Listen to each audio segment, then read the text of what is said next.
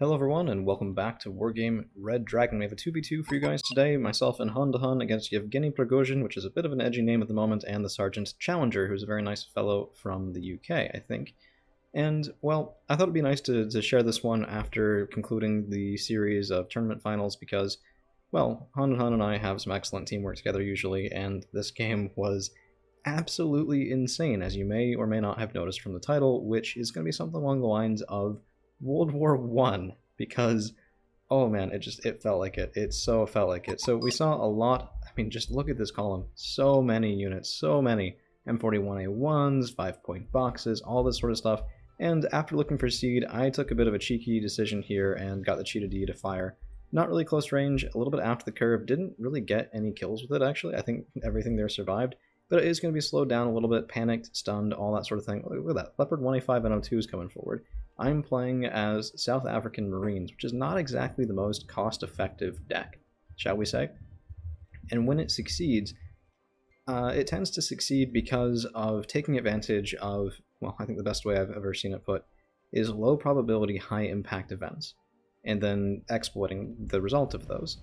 So that really was what I was looking for. I mean, that's sort of the definition of planes in general. But look at this unstoppable tide. So many M41A1s. They're taking out my rovers. I mean, Buccaneers are coming in, but what are they even trying to hit, right? The most valuable thing in here is a Leopard 1A5 NO2, and there's an immediate F-16AM buy. Down goes one Buccaneer, maybe even might lose the Cheetah D, and I do. Lots of points in planes lost, not a lot. Oh, jeez. Yeah, not a lot of points returned for it, and I don't have the numbers here that I need. I mean, maybe on the left-hand side for right now with the rovers, the Caspiators, the SCSF, the Milans, but this is just, I mean, I brought a lot of Milan teams. That's sort of, it's one of the gimmicks that I have in this deck. So they're just 10 points plus the transport. So I just bring tons of Milans and they shoot at everything and everything and everything. But right now we're holding it back right there. But Challenger is making his way through. Warrior Milan's up vetted. He's playing UK National Mechanized. And the extra veterancy on Warrior Milans actually turns them into quite scary vehicles for 25 points, 6 frontal armor, 5 side, 2 back, 2 top, and the additional experience does tend to make their Rarden, which is usually a little underwhelming, just that bit more effective, where it becomes kind of scary. So we have an automatic coming up, we have Centurion Avers over here. We've sort of been pushed back from Bravo, even with the 2A1 back there. I mean, it's panicked, it's used a fair amount of ammunition, it's fairly damaged as well, only 5 strength remaining, and we don't really want to take that bad engagement. Plus, with the kind of throwaway of a lot of those planes, I've wasted a lot of points. I don't have a lot of reinforcements on the ground coming up quite yet.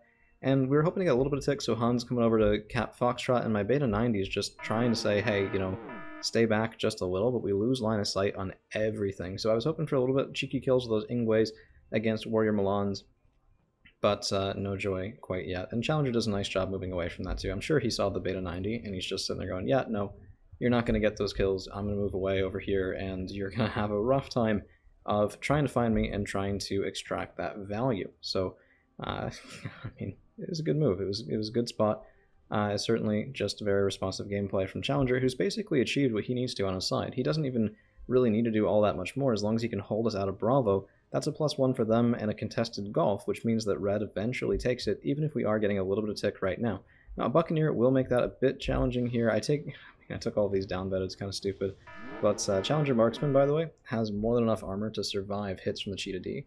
15 frontal armor, it looks like we smacked right on top of that frontal armor, did a single point of damage, which is just absurdly low. I think it was a fire position, it might not have been fired directly at the Challenger, I'm not entirely sure about that. And here, I mean, I just don't have enough armor piercing. The Milans could try to peek, but they're running into the front armor from the 1A5 NO2, 12 frontal armor, 2 missiles at 17, and we're well within range for counter-fire to be coming back. So I'm trying to just stall, bring the Beta 90 over, and that might be able to pick up some value here, but yeah, I mean, look at this. Yep. Ooh, actually side armor. Not horrible. Yeah, could be worse. I think he was right-clicked on something, so otherwise, or maybe he doesn't see the Milans. Oh, goodness gracious, I forgot about that. Yeah, 1-2. Fair enough. I mean, 7 AP against low-value side armor. It's gonna get kills. And for right now, I actually felt pretty good about this. I was sitting there going, I don't think that he can really advance in, right? But there's more Fusiliers. The Warrior Milans are moving up. They're ready to engage. Challenger is not letting us breathe with another quad stack of Warrior Milans moving up right as Yevgeny gets his column going. NM113s, and Oh man, I think we did kill the automatic. I'm just not entirely sure. There were a lot of automatics that came out. I think this was like a 1985 deck or something like that. Kind of really annoying. Really, really, really annoying. I was looking for the Challenger Marksman, by the way, but yeah, didn't quite get it there. And buying too many Buccaneers. This is a crutch for Marines decks, as you buy a lot of planes really early. And particularly for South Africa Marines, where I don't have that cost-effective options on the ground, that was just, I think it was a waste of points. Now, it might come in handy if I have a good position on the ground later, but for right now I don't, and quite frankly the Beta 90 was much more reliable as a standoff option. I mean, 2 NO2 kills, and we've used 7, oh, I guess 6 out of 8 of those Ingwes. And yeah, I mean, I think, oh wow, yeah, that was my second one. Yeah, we're picking up some 5-point boxes with them as well. It's not all where every single missile goes to a really good target, but you have to sort of peel off those 5-point boxes when this is all you have on the front line. I didn't really have tanks that could handle it. And yeah, Caspier Cave Cutters can handle any number of LHV, but that doesn't handle the M41A1s, it doesn't handle anything with a gun really that can shoot in and really punish my infantry positions with insufficient support, which is exactly what's happening right now. And you know, on this side, I think Han had a much better game than I did because he played it a lot more cautiously, particularly with air assets, and this is a bit of a bunker, shall we say. It'll develop even more as time goes on. But yeah, I mean, we're getting blown right through Square Forest. Golf is pretty much lost. Bravo is lost. Red has the ability to get a +2 tick on us if they want right now. The fact that they haven't is just because they're getting more and more and more and more reinforcements, and I think they were hoping to end the game just by pushing into Charlie, pushing into Foxtrot, and having us give up. Because I mean, that's definitely a way to win. You don't always need to have all the tick in the world. Now, it's a risky strategy. It works better in team games than in 1v1, I think. Although, yeah, sometimes people will surrender in 1v1 like that as well. But you can end up in a really bad spot like that. Now, in this game where you have one player per lane and there's less of a chance of something sneaky changing the face of the game very quickly, it can be really, really tough. So I am taking a little bit of a page out of my opponent's book here. We have Rover 106s moving up, and if they get their guns online, they can actually deal with M41s decently well. I mean, it's a lot of firepower coming in. And the Rover 106s have decent range at 1750. They're no Wombat, but I mean, the Wombat is amazing for a particular reason, right? 2A1, sparring with 1A5 NO2, and with frontal armor there, that should be a win. The 2A1 I think was still damaged, and yep, that's a kill. Very nice. If there's one thing that's going our way, so far we've been able to deal with a fair number of the 1A5 NO2s, which I think is really nice. I think if Red 4 had been able to get their armor up to the top of Square and really keep it alive, that would have been difficult for us, to say the least. So, Cheetah D looking for that automatic. 1-2, it's still alive. I was so sad. I was sitting there going, oh, come on. That is the kill. That's the kill I needed from that Cheetah D to really pick off air defense, allow my Beta 90s to get kills in to punish, because if we take that out, there's 1, 2, 3 Leopard 1A5 NOs, and yeah, these guys are cheap at 65, but that's still nearly 200 points worth of kills that, if there's no air defense, we could definitely have taken advantage of. In the meantime, Martyr 2s, Panzergren, M4 1A1s, all this sort of stuff moving up and forward. We need to deny that forest ahead of Charlie to Red 4, or we just lose, but Double Aver is a lot to ask infantry to deal with. Even Panzergren 90 against Double Aver just wins. It's not a common pick, but I think it can be very, very powerful. So Buccaneer did heal up, is coming back in. We did get some good value from that, and if he can get out alive, that's even better. We found the automatic. If the automatic hadn't been probably morale shaken a little bit by the seed earlier, which I doubt it had recovered from by then, that would have been a dead Buccaneer. But as it is, we got in, we got out. We're still moving up, and I mean, well, not moving up, but I'm trying to stem the bleeding just a little bit. And sort of around this time, it occurred to me, you know what, let's see if we can keep getting those asymmetrical kills, because that at least would give us some basis to eventually build up enough stuff to push back in. I also did want to stop buying things well, in the air, because that was a little bit dumb. But nice Panzergren. Martyr 2 did clean up both of the Centurions, I think, at least one of them. And those Martyr 2s did seem to be a very nice answer here. They'll struggle a little against just the numbers of the Warrior Milans, but pound for pound, I think the Martyr 2 is definitely better. Let's take a look in. 7 front, 5 side, yeah. And that's actually competitive in terms of armor, 6 front, 5 side. Martyr 2 gun, though, is 6 AP power and longer range, which means at the same range, the Martyr 2 capitalizes on it even more with range scaling. So that is a very impactful difference, even more than the one difference in armor, which is still, I mean, that's quite an important thing at this point in time. So Beta 90s just alternating now. Actually, I think, yeah, We're using the missiles on this one. He'll go back, resupply. The next one will come forward. We're getting more rovers to support an Oliphant 1 Mark B. Now, this tank is, for 60 points, a little underwhelming. I don't think it's as horrible as everyone thinks it is all the time. It just really doesn't fit the usual South Africa style of play. But for 60 points, I mean, you get 11 front armor, you get apparently killed while explaining the unit, which is not exactly ideal. But this was a bit of a double blind here. Cheetah D goes in, Buccaneer following behind, automatic open fire on the Cheetah, and the Buccaneer gets the kill along with the tank behind it. So that finally, I felt like, okay, there's a reason that he's not pushing in past square, and it's because we are making it hurt even just a little bit. So we have a lot of time left. We're 10, 11 minutes in here. We are still ticking +1, which I think at this point it is a problem for Red 4. I mean, they have such a forward position here. I think it would have been better if Challenger in particular, who had taken, I think, fewer losses than in Golf, although I'm not entirely sure about that. But one of them needed to cap Alpha, and if they could have capped Bravo or Golf, that really would have panicked both me and Han, because we have no way of dealing with that right now. They have a way of dealing with their tick. It makes them calm about the tick because, I mean, they can change it sort of on a whim. We can't. So I think that's a real missed opportunity, is just to get the passive tick on our team. I mean, it's another way of wanting to stay in the game longer if things do start to turn, which, you know, hopefully they do. That's sort of what I'm driving at here. There's more NM113s. Pretty good for 5 points. I mean, I guess they're just standard. I thought it was a 10-point box for a minute, but no, not so much. And yeah, that did hurt a little bit. I think there's another automatic coming in. No, Centurion Aver. Challenger's moving over a little bit, but the Buccaneer, yeah, they were pretty brutal. It was one of those, goodness, can you not miss every single shot when I'm saying how good of a plane you are? Really? Last shot? Nope, not enough time. Yeah, that's another automatic. That is another automatic. Well, I don't know, that Buccaneer was the exception that disproves, well, the exception that proves the rule anyway, but the Buccaneers generally got a lot of value later in the game. And in the mid-game earlier, we saw a lot of Leopard 1A5 and 1A5 NO2s die into that. So at this point, Han and I were talking, and we're sitting there going, you know what?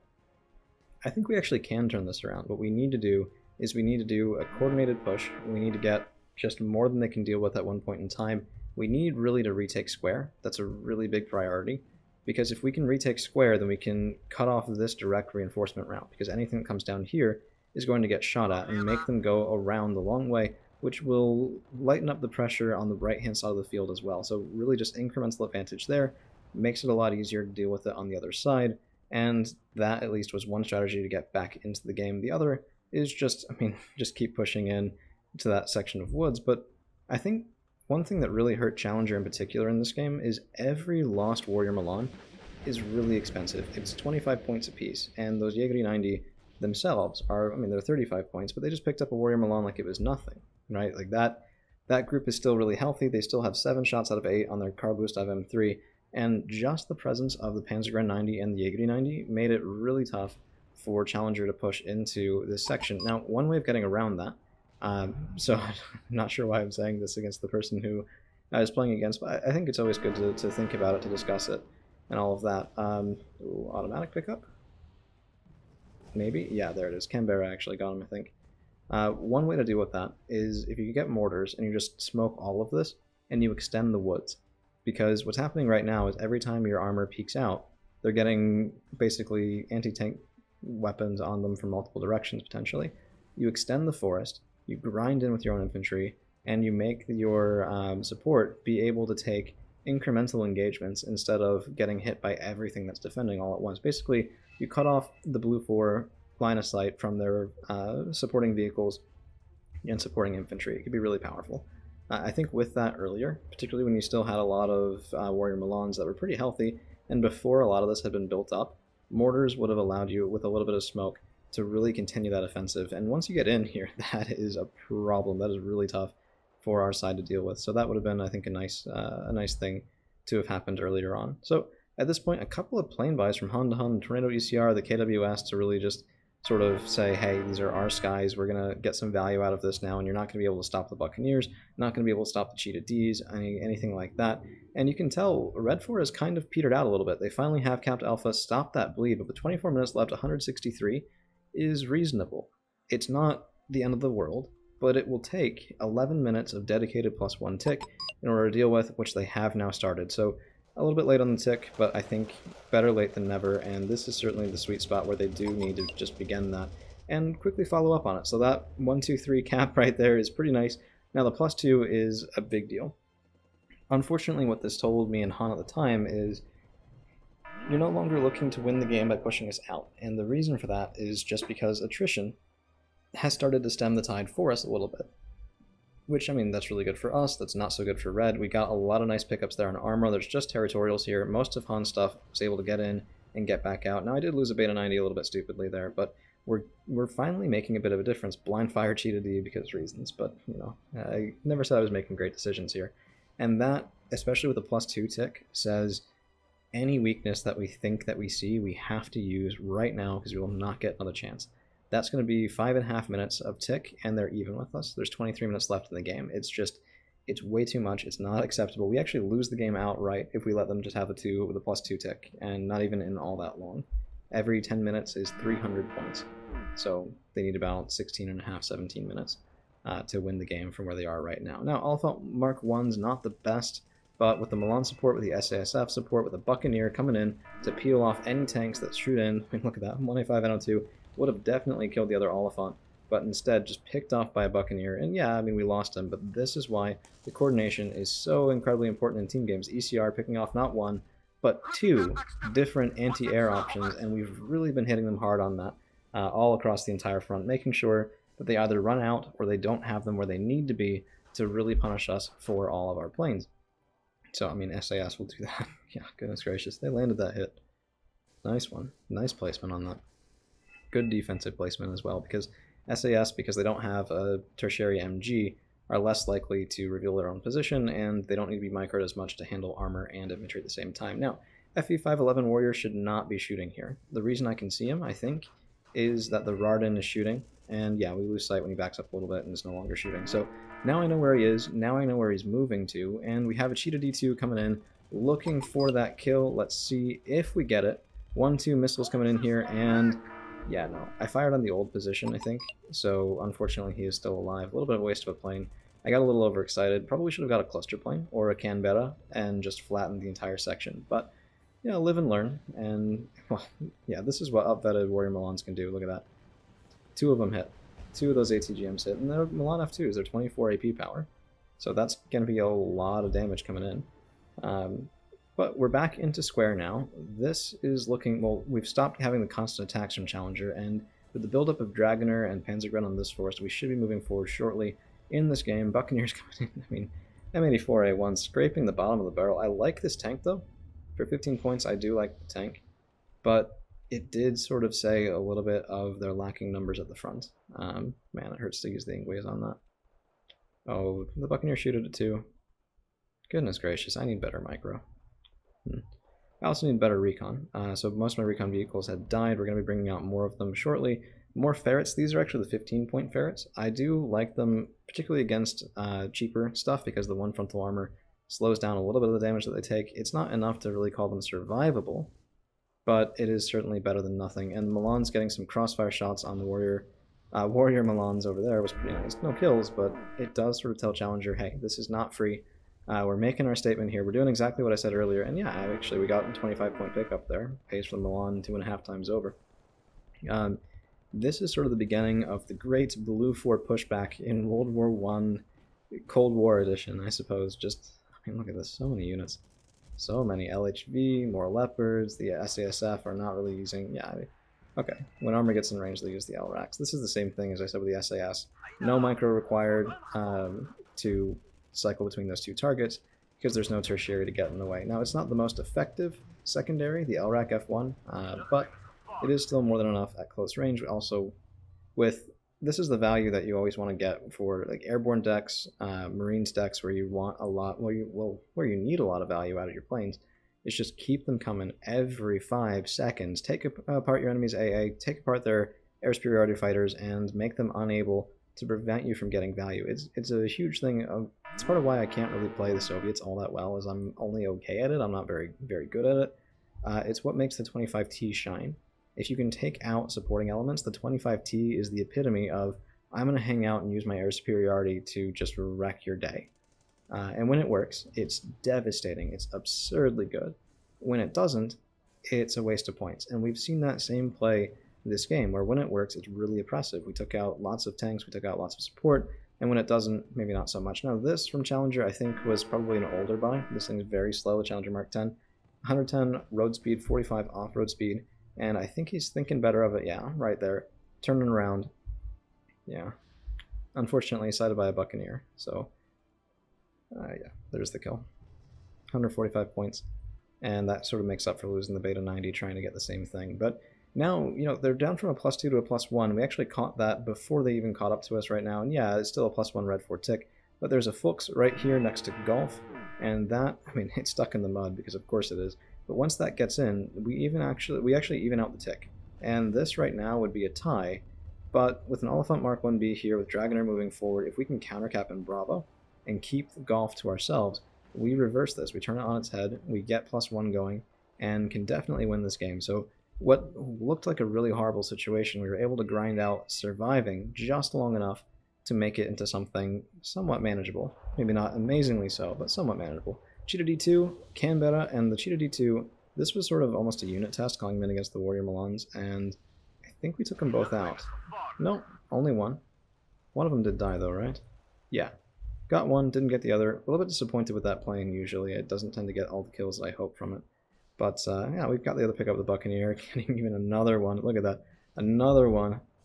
Oh man. I need that meme playing, like the, what is it, DJ Khaled? Another one. Can't really do a good impression of it, but yeah, that's best we got. Did also suspect we saw the CV in Bravo. Canberra coming in here just to flatten it. 15 strength plane is relatively resilient, but yeah, unfortunately not able to decap that zone. So, bit of a shot in the dark. Sometimes you see something back there and it's just support. Like it could be anti-air, it could be something like that, because you do get relatively good line of sight from that position. But keep in mind, it is going to be one that is going to get mortared, it's going to get artillery, it's going to get hit pretty often, and you do have to be aware of that. If anything in there is fragile, it's going to take some damage sooner rather than later. So, more Warrior Milans, Honda Huns pushing up the Fallschirmjäger 90, and Falls 90 in Bravo are amazing. Like, they come up, they have that Panzerfaust 3, they have the Lukta MG3, very good stuff. Only thing to worry about here is the Lukta MG3 Micro against Fusiliers. There's the Milan, and that Panzerfaust 3 needs to be shooting right here, right now, or that Rardin at close range will be absolutely devastating there. Yeah, it looks like... Oh, oh no. Yeah, stunned. Okay, well, that could have gone maybe a little bit better for us, but still, falls are amazing, and on their own, that would have been an easy kill against the Warrior Milan. In fact, if their attack move there, it looks like they're right-clicked. Falls are very fast, but the Warrior Milans are too, so never forget that. Warrior Milans are the fastest UK option for an IFV that I'm aware of. Should be, yeah, 65. No, they have one that's 70. I guess it's just the standard Warrior is 70, but 65 off-road is really quick, and we just saw the impact of that. Usually, elite special forces are what's used in order to... Oh man, this was such a jerk move. Canberra, Cheetah D. Cheetah D kills the LVKV. Canberra comes in with the punch. Oh, didn't actually kill the LVKV. Yeah. I'm continually disappointed by that. I mean, still a lot of utility, sure. Do we get it? No. Look at that. 3 planes, and that LVKV-90 is still ticking. I know people overlook it for the automatic, but it's a darn good unit in its own right. I actually really do enjoy it. I took it with Scandi Moto the other day, and it was very nice as well. Second Canberra, finally getting the kill there. Very, very nice indeed. So, Warrior Milans, Fusiliers. From the angle here, it looks like the Red 4 team is pretty much pushed entirely out of Bravo. And that means that when these command infantry walk up, we'll actually switch to a +2, returning the favor from earlier in the match, but this time we're going to be taking it from a lead instead of from a 130-point deficit, which is going to make this still a winnable game for us, even inside of 15 minutes just on points alone, which we only have about 7 minutes left in the match. So I don't think we quite get there this time around, but I mean, just plain spam at this point, honestly. Like, we've taken out so many LVKVs, we've taken out so much stuff on the ground, that effectively Red 4 now has to make a choice.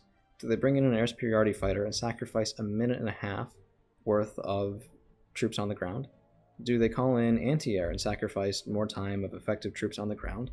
Or do they call in troops on the ground and expose them to enemy air fire and helicopters and all these sorts of things? Like the lever 1A5NO just getting shot by a Beta 90. There's also a Block 5 looking for those Rock Eyes cluster munitions to deny all of this. Probably a right click as well on the Leopard 25. No, yeah. That last bomb I think did tell it. No. That was just a fire in position. But still, I mean, this is just brutal. Buccaneers up every 5 seconds. When they're not, I have the Camberos. When they're not, I have those HE bombs as well, the guided ones from that plane I can't never remember the name of. But yeah, there's just a ton going on right now, and everything coming out from Red was just getting absolutely smacked. Yeah, it was a fun game, but I don't know.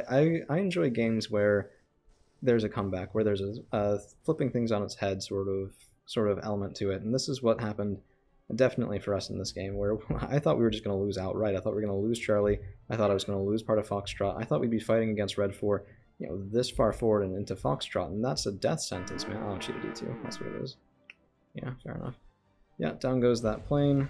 Didn't even get the tracked rapiers. We did get some stuns, and that will help the Canberra get out, hopefully. But yeah, cheated D2's missiles, I never get as many kills with them as I hope for. So, man, that was brutal. Oh, that was brutal. That was brutal. 1, 2, 3 loaded Warrior Milans. I remember Challenger, even during that game, was sitting there going, oh my goodness. And yeah, you can understand why. Here's the other D2, trying to avenge a Buccaneer. And at least those missiles... Oh, come on. I thought I got those kills. Turns out, nope, Tornado ECR. Honda Hun looking at my Thunder and just stealing all of it. Yeah, fair enough. Oh, not all of it. Look at that. Cheetah D2, best air superiority fighter, right, with those darters. They are decently deadly. 50% accuracy, 5 HE. It hits pretty hard. And it's not the best range ever. We actually got Casper K-Cars up here, decapping Hotel, and let's go a little bit quick through this because at this point we're just, we're all in voice and just saying, oh, I think that might be GG here. Quite possibly with the +4. This was a really fun game for me, man. It was a nice time, and it was, I think, relatively soon after I got back from my trip as well, so it was very nice to have that opportunity to play with you guys, to relax a little bit, and we will be continuing with more community casts pretty soon. I just wanted something, I wanted a palate cleanser after all of those tournament games before we get back onto it, so we'll have that, and yeah, I guess as I said in the tourney game yesterday as well, the channel is newly partially monetized. If you feel like supporting, or if you feel like supporting over on Patreon, both of those are very much things that I appreciate, so do check both of those things out, and we're going to take a look at some of the units that got the most kills for me in this game here in just a minute. By the way, if you have control of low grounds, you may as well do that push into Hotel. You can get some really, really tough situations for the other team to deal with if you get that far in, even picking up the CV on Hotel, and we actually win by points, so 500 there. Nicely played to both teams. I think part of the issue was just so many tanks in particular, and so many infantry fighting vehicles for Red got picked off when they really needed to not be. Buccaneers with Charlie Marksman, lots of Warrior Milans. Each one of these is 25 points, right? Centurion Neighbors another 30. This Buccaneer paid for himself 3 times over, if not more. LVKV90 as well. Cheetah D, maybe not, but when you have units like that and it's plural, things get really lopsided. Like, look at this Beta 90. 2 Leopard 185 NO2s, Leopard 185 NO, a Ferret, lots of infantry, lots of boxes. The impact on the battlefield was just huge, huge, huge, huge. So that's going to be all we've got for you guys today. Thank you all for hanging around, and we'll see you again real soon.